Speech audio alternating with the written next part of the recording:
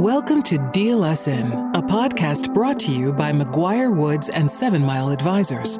Deal Us In promotes the advancement of women in private equity and finance through conversations with women leaders and rising stars in the private equity and finance space. These conversations provide both insights and practical takeaways to inform your deal work and enhance the culture of your organization. If you're ready to drive the industry toward a more inclusive and diverse environment, then it's time to come to the table. All right, well, welcome back to another episode of Deal Us In. You have Ariail Barker hosting today, and I'm excited to be joined by Meahgan O'Grady from Palladium Equity. Meahgan and I have been crossing paths over the last few years, and I'm lucky enough to finally have her join us on this podcast to talk about her experiences in private equity, as well as her passion for supporting women in the industry. So Meahgan, welcome to Deal Us In. Thanks. Excited to be here. Thanks for having me. I think the best place to start is if you want to just kind of give our listeners a quick overview of kind of how you got into the industry and where you're at today. Yeah, absolutely. My path to private equity and then business development within private equity is definitely non-traditional. So I actually started my career on the quant side and more specifically focused on credit. I was with Goldman Sachs for a number of years where I led the illiquid credit valuation for the high yield investment grade and index flow trading desks there. So when you think illiquid credit, especially when I was with the firm, Lehman trade claims is a good example of what that means.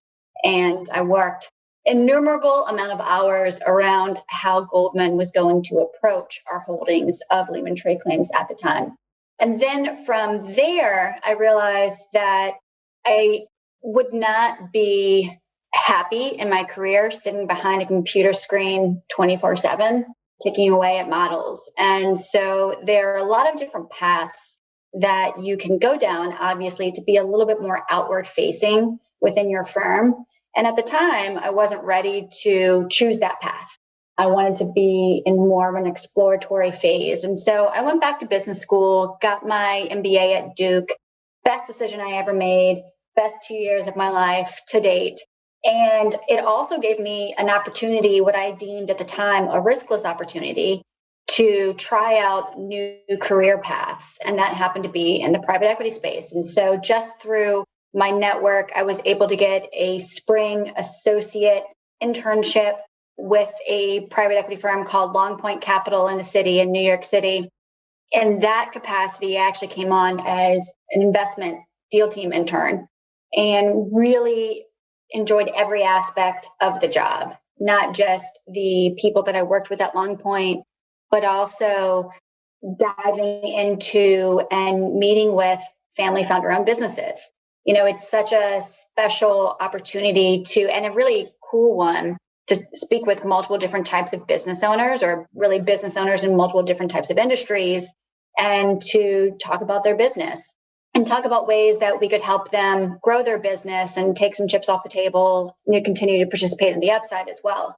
And so I really enjoyed my time there, went through business school, did an internship in between year 1 and year 2 at BAML and their Lev Fin group, and then decided that was a lot of the same thing that I was doing before business school, and that I really kind of got jazzed by the private equity scene more so than leverage finance or anything that was a little bit more credit focused. And so I went back full time post business school to work for Long Point, and I actually pitched my role to the partners there. I said, this is the role that I'm thinking about. This is why it would be additive to your practice. And this is why you should hire me for this role. And it was essentially a head of originations role. Because of my quant background, I was able to do everything from sourcing through to deal execution and post-close strategic M&A development for our platform companies. And so, I kind of came on in a really hybrid position and was able to be a switch hitter, if you will, for Long Point, which was incredibly important, especially working for such a small business or firm where everybody needed to be able to wear multiple different hats. And so from there, I went to go work for KPS Capital, which is another middle market private equity firm, but significantly larger. So I came on board to essentially build their business development function for the mid-cap fund from the ground up, which is what I had done previously for Long Point as well. So that was round 2 of building a BD function from the ground up. Although KPS has been in business for 2 decades now, they had just launched a new strategy into the middle market, kind of a back to the future type of opportunity, and decided to keep that fund very distinct from the flagship fund. Most recently, I've moved over to join a great team at Palladium, which is another middle market private equity firm, also based in New York City. We have $3 billion of assets under management right now. We're investing out of our 5th fund. It's a $1.6 billion fund. And again, I've joined with a newly created position to lead their business development efforts. So I guess you could say I like building origination franchises. And, I've been here at Palladium a couple months now and hit the ground running. As we all know, the market is just gangbusters right now and doesn't show any signs of slowing down. And it's been a great couple months. I think what really stood out to me the most was when you were talking about when you first started working in private equity, and what got you jazzed and out of bed in the morning was working with those founder-owned businesses. Because I hear that so often with my own BD team. What do you love most about your job? What are the pain points of your job? And I consistently hear what gets them out of bed every morning and what they love about their role is getting to have these really interesting conversations with founders and business owners. I think that's definitely an interesting aspect to BD, because you are getting to have such a high volume of interesting conversations in that role. And that's your whole job, is to go have those conversations and connect the right people with the right parties. Like you were saying, the market is gangbusters. Everybody's time is extremely valuable right now. But when we connected a couple of weeks ago, it really sounds like you're still making time for some of your passion projects, including being on the ACG Women of Leadership Board. I believe you're actually chairing it now, which is exciting. What I would love for you to touch on is just how you allocate your time to what I would consider these passion projects of supporting women in the industry, and then how you decided which industry organizations you wanted to get involved with, just because obviously you can't spend time with every single one of them. No, you can't spend time with every single one of them. And I think that how you choose to allocate your time really morphs as your career progresses. So when I first started out in the BD world, I was throwing a lot of spaghetti against the wall and seeing what stuck, meaning that I was attending multiple different types of networking events through multiple different types of organizations and trying all in the quest to find the ones that really felt right to me, but also the ones that were the most beneficial to my career. And so, starting out building a professional network, I think that you really do need to kind of do that spaghetti against the wall type of process, because everybody's unique and what feels right to me might not feel right to you. But it was through that process that I was able to find my spots. So obviously the Women of Leadership Committee and ACG New York are very near and dear to my heart. I've created a phenomenal network utilizing both of those pieces of the puzzle.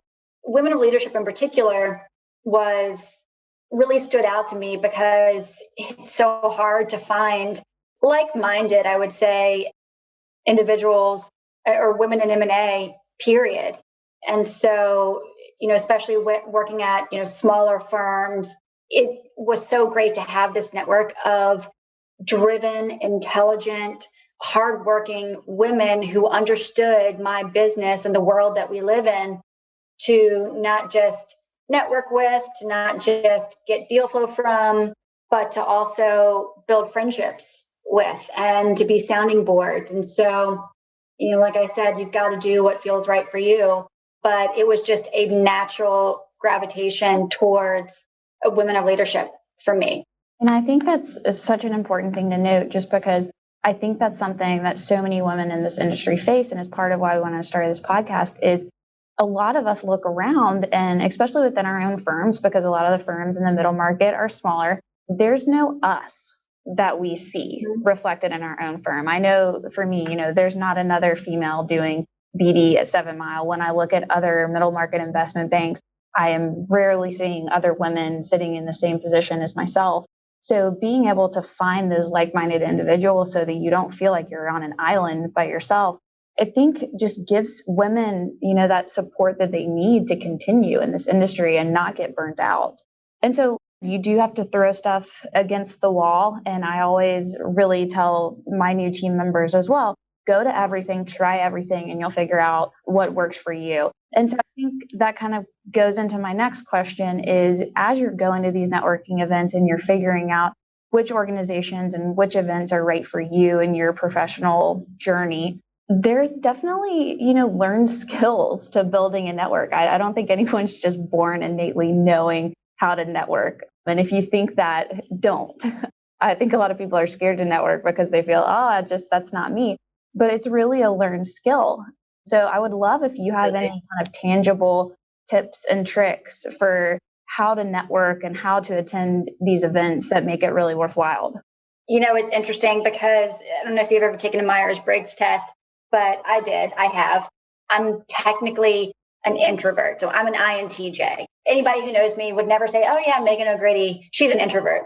But essentially what that means is I'm kind of on the spectrum. So I'm an extroverted introvert, meaning that I really need time to myself. I do not gain energy from the people who are around me. It can definitely be a little bit draining. So I guess the first tip is to realize that you are not alone. To be successful in BD, you do not have to be this unicorn extrovert. That's not, a predetermination of success in our role. And so the way that I started, going to these networking events was really just to set goals for myself. Say, okay, I'm going to XYZ networking event tonight. I'm going to force myself to stay for an hour and I'm going to meet 5 new people. And as you continuously do this, at recognizing that I'm going to feel uncomfortable. I mean, the first networking event that I ever went to, I literally knew no one in the room, not one person. You just need to, you will eventually find your pockets and your people. But in the beginning, you just need to do it. That's the best advice. Just do it that I could give anybody and set goals. It gets easier. Realize that, you just have to take that first step. And as you continue to take step 2, step 3, it gets significantly easier because you make friends. And then your friends help you build your network through their network. And so it becomes much more fluid and natural as you make your way in the world. Agreed. I think that's such an important point that it does get easier. So if we have young women that are listening and have just gone to their first networking event or trying to gear up for one, I know it's been a crazy 18 months where most people probably haven't been to networking events. It's daunting. In the first couple you go to, you're probably going to feel like a failure, but it does get easier. The more you go to, the more you start to meet people and you build that network and you build that confidence. You do feel like you're starting to leave the room with more. So I definitely like that. And I think the other point of just like get out there and do it is I've made this note on probably more than one of these podcasts, but I feel like it's important, is just stick out your hand. That's always my advice to people in the industry is you can't go wrong by introducing yourself to people. And sometimes that's the easiest step. If you don't know anybody in the room, just stick out your hand and introduce yourself. And that will at least help you get started somewhere. And give yourself a plan. So another thing that I would do, not only would I set goals of time that I was going to stay, the number of people that I was going to talk to, but one thing that also brought some anxiety to me is like, what am I going to talk about? And so I would jot down some notes around conversation topics. So when you have a plan and you've really been process driven about this, it sounds so funny because you think that networking should just be, natural and conversational and easy and fluid, but in the beginning it's not. And so it really helps to jot down a few things that you can talk about. And it also makes your conversations more useful for building your practice. Yeah, any prep that you can do that's going to give you more confidence is always a great thing. So I'll go back to your point that you were making about how at some of those networking events you walked in and you felt like you were the only woman in the room. I feel like that has started to shift over the past year. I know personally, I'm starting to see a lot more women in BD roles. And part of that conversation that I keep hearing kind of within women in our industry is that the percentages of women sitting in business development roles and marketing roles is increasing, but the percentage of women actively on investment teams or deal teams is not increasing at as quick of a pace. Personally, I think women have a lot to offer in those business development positions because of how we build relationships and how we have certain interpersonal communication skills. I would love to start just by talking about your thoughts on how women have certain skills that make them a bit more exceptional in some of these roles. And then also because, as you said, you are kind of a pitch hitter, what your thoughts are on trying to see more women on the investment side of things. I'm going to answer your question, but kind of put a twist to it. Because I think that there's an overall evolution in what a business development professional looks like and the necessity of BD professionals in the world that we live in, where there's just an excess of dry powder. From my perspective, the BD position within private equity in particular has really evolved over the years, becoming more and more crucial to a firm's success. Many BD professionals now have a background on the deal side or like me in something quantitative. I think the old-timey BD was essentially just what I call a deal collector. And there's so much more to success in this role now. I mean, think about talking to a business owner. You will never know as much as that business owner knows about their business, but you need to be learned enough to be dangerous and to be able to hold their attention and sound educated and knowledgeable on that subject to gain their trust as an advisor and to also build that relationship. And so being well-rounded is super important and inures to many more benefits than just sourcing. As an example, I'm deeply involved in the M&A strategy and execution for a number of our platform investments. And so in that capacity, again, my quant background is invaluable when it comes to not just evaluating platforms, but also new add-on opportunities and, being able to think through, synergistic initiatives and is this going to be a good fit? And, from a strategic standpoint, how will it build out our business and directly contribute to ROI? That's one way in which I think business development is so much more than just the deal at this point. And then thinking through investment committees and deal teams. So there should innately be a symbiotic and fluid relationship between deal teams and business development professionals, as we're the ones that hold the relationships with a lot of intermediaries. And it's really beneficial to have that back channel access during a process.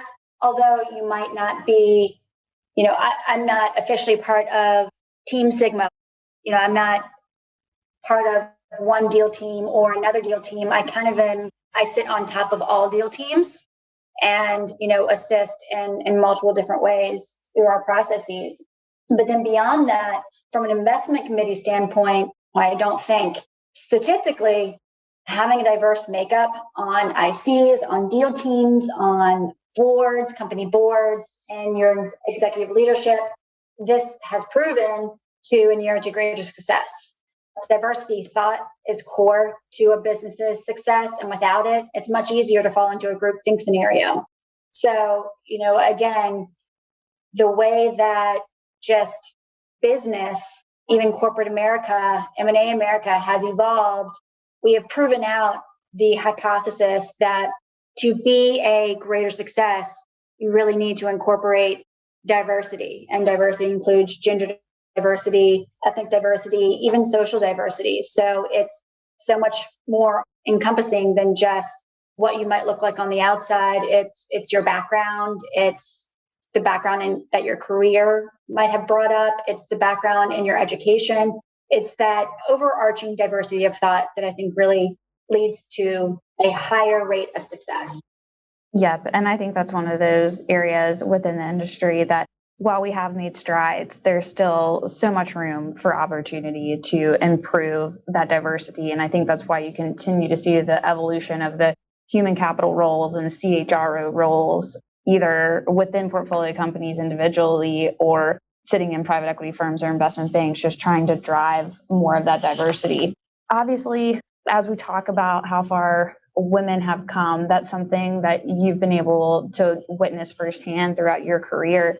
What are some of the challenges that you still see facing women in the industry? Breaking in is still hard. It's human nature to gravitate towards those that are similar to us. The only way around this is to not get discouraged. Continue pounding the pavement until a door opens, because with enough grit and persistence, one eventually will. Furthermore, don't look at your career as a sprint. It's a marathon. Or better yet, I kind of think of my career as a layer cake. Your next role does not need to be your last, and most likely won't, but it should be strategic. So think through what your stretch goal is, or what your dream position would be, and strategically think through what you need to layer on your resume to position yourself for it. Beyond that, once in, moving up is a careful balance of performance, managing internal politics, and self-advocacy. I think the third piece of the puzzle is really important to underpin, especially for women, because it seems to be more difficult for women to advocate for themselves.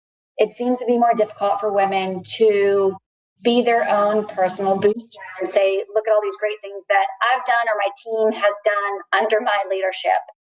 And again, that's something that is uncomfortable or just comes less natural. But we need to constantly think about, okay, what have I done this week? Who do I need to post about it? And just do it until it becomes a reflex reaction to constantly talk about your successes. Yeah, and I think that's something that, young women especially that are coming into the industry, no matter what role, is learning very quickly how to manage up. So how to have those conversations with senior management about yourself and not being nervous or feeling uncomfortable to have that. I agree. I think women a lot of times are very nervous to talk about their success, and they're very nervous to ask for what they want.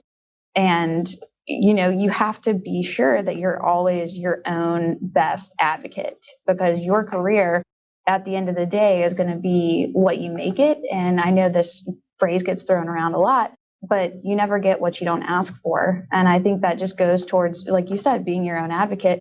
And if you're not asking for those new opportunities and you're not talking about your successes or your team's successes, then you're not giving yourself the best chance possible to make those career moves that, like you said, are going to get you to where you want to go eventually. And I know I'll throw out a also overused Sheryl Sandberg quote, but being willing to go across the jungle gym as you look at where you want to go in your career, I do think that's really important, is being willing to sometimes make a horizontal move that's going to get you to where you want to go eventually. Kind of to your point of, do you need to go horizontal to layer on something that's going to be able to move you into a position that you would like to be in 5-10 years down the road? So I do want to leave time. I want to shift over just a little bit and talk about your new role and hear about some of the investment themes that are exciting to you guys in Palladium these days. Sure. So like I mentioned in the beginning, we have 3 billion AUM, and we're investing at a fund 5, which is a $1.6 billion fund. And so at Palladium, we again have a core focus on investing in family founder-owned businesses, keeping with that trend of being a trusted advisor and helping to carry or ferry these businesses to their next stage of growth. And so that's always a core focus of ours, has been for the past 2.5 decades. And beyond that, there are a number of themes, or I guess areas, that we're particularly interested in right now that can be seen through our latest investment in HCA, Health Connect America. It's an in-home behavioral health services provider. We're really excited about HCA for a number of reasons. Not only does it do good while doing well, but it also is another kind of arrow in our quiver to expand our healthcare practice. So that's one. And then another area of the market that we really like right now is around business services. Business services more broadly, if it's a tech-enabled business service, then that's even better. We will soon announce a new investment in that space as well, which again, just is another arrow in our business services quiver to continue to build out that practice. Perfect. And I realized I got a little bit ahead of myself there. I'll scoot back a little bit to our prior conversation about career development. And obviously a part of that career development is moving firms. So you talked through the 3 different firms that you've worked at since you've been in private equity. That is definitely a piece of career development. I think over the past year, I've seen quite a few individuals in business development roles across private equity move to different firms. How do you suggest people handle navigating that? Because at the end of the day, it's a small industry. You are always going to be crossing paths with past colleagues and past businesses. What are your suggestions on how best to navigate that? Delicately. Although our industry is large, it is also oddly small. And so the best advice that I can give you is just to don't burn bridges. Be very grateful and gracious for the tutelage that you've been given at one firm. Also be very transparent. Don't be sneaky. That's another piece of advice that I'd like to give. And be upfront with everybody. And beyond that, try to maintain those relationships that were important to you from one firm to the next, because you never know when you might need a reference or when a new opportunity might come through. As an example, we all know how new funds are created every single day. New private equity funds are raised every single day. And oftentimes those funds are raised with 2 partners that used to work together at XYZ fund, maybe one has moved to a new fund, but they remained in contact and now are building a business together. So, the best advice that I can give is maintain relationships, don't build bridges. Transparency is key, and, always remain grateful. Yeah, I think your point about maintaining relationships, I think is so important, because I look at, our relationship. When you moved to your past firm, we did not have a lot of overlap in terms of deal flow. But now that you've moved to Palladium, we're back having quite a bit of overlap in deal flow. And I feel like even though, there was 6 months to a year there where it didn't make a ton of sense for us to be in contact from a deal perspective, we still caught up every few months. And now we're both very glad that we did, because the relationship that we had built at your first firm has carried on. I think that's something I always try to remind people as you're going to these events and the speed dating events or networking events, meet with people that aren't always 100% aligned with you, because you never know where people's paths are going to end up. And so sometimes just 20, 30 minutes of your time spent with someone that may not be able to offer you anything right now could really pay out in the end. So don't be short-sighted is probably the other thing I would add to that list of advice. Yeah, I completely agree. I always say you never know where your next deal is going to come from, or what might come of this relationship. I try to, obviously, I can't say yes to everyone and everything, but I really try to keep my outreach diverse. And as much as time allows, I don't like to turn down conversations. Yep, absolutely. So as we wrap up here, we do like to end our podcast with the same question, and I'll extend it to you, is what advice you would give to your 22, 23-year-old self that was just out of school, if you could go back? I guess I would tell my directly out of school self to not get discouraged and to remember to work hard. Although I don't believe in working 48-hour shifts straight through, I do think that there is a lot to be said for earning your stripes. And with a new job, if you're switching careers, whatever it might be, you will have to work very, very, very hard. And you have to remember that this is not forever. So, but you do need to learn your business and earn your stripes. And, don't go into a new role or a new company expecting to, be number one and to not have to put in your hours. That's just the lay of the land. Go in eyes wide open, keep your head down, work hard, and that will pay back in spades for your career forever, quite frankly. I look at my time at Goldman, and Goldman is known for smart people, hard workers, and great success. And my time there, I learned a ton. I had gained great relationships and lasting friendships, but I worked a lot.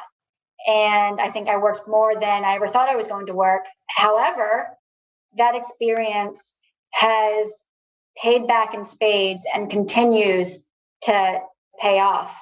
Looking back, when I was in it, I was like, oh my God, I don't know if I'm going to be able to make it. But I did. And I'm really glad. I wouldn't have changed that experience for the world. Yeah, we just had our internship class leave, and that was one of the parting pieces of advice I gave then is there's no free rides. At some point in your career, you are going to have to work harder than you ever thought you could work. So do it early. Don't try to find a cushy job right out of school. There's no trade-off for hard work, especially in our industry.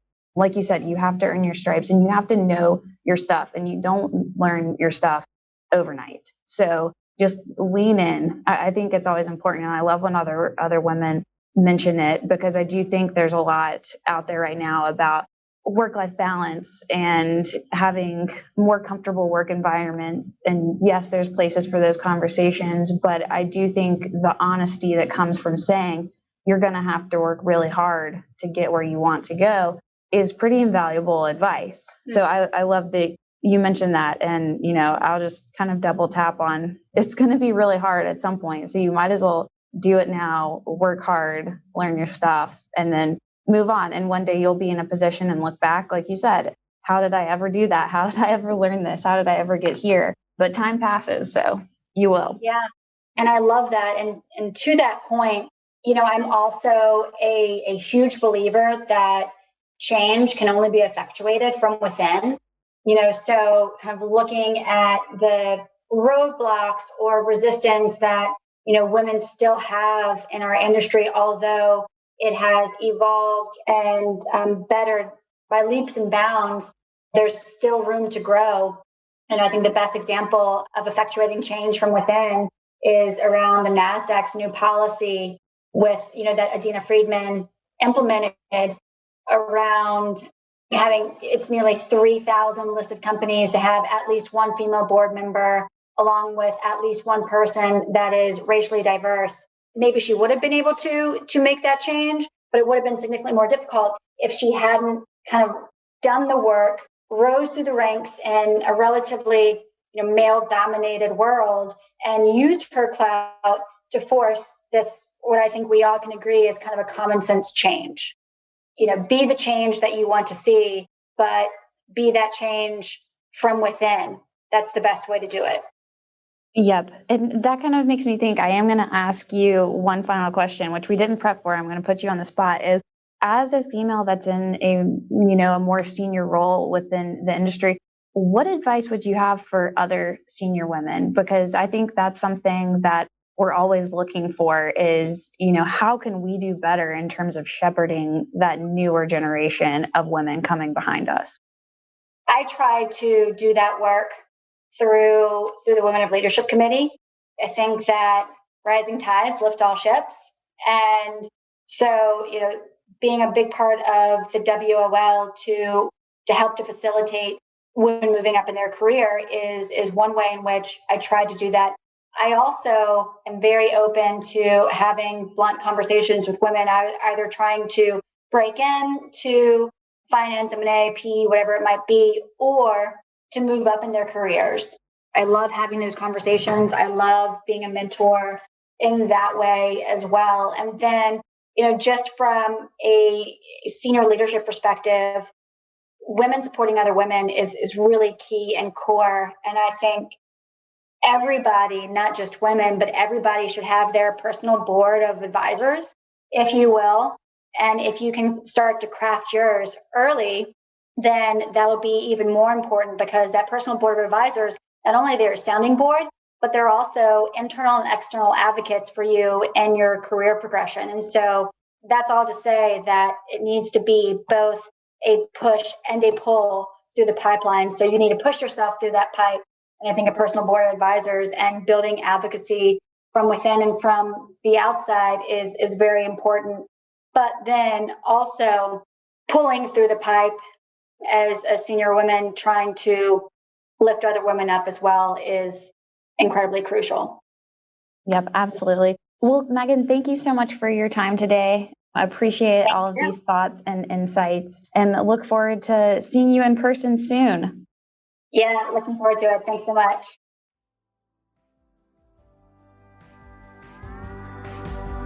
Thank you for joining us at the table for this episode of DLS In. If you have a recommendation for an inspiring interviewee, a question you'd like us to ask, or topic you would like to hear covered, or if you'd like to tell us about women-focused initiatives in the field, please go to our website at www.dlsinpodcast.com. We look forward to hearing from you.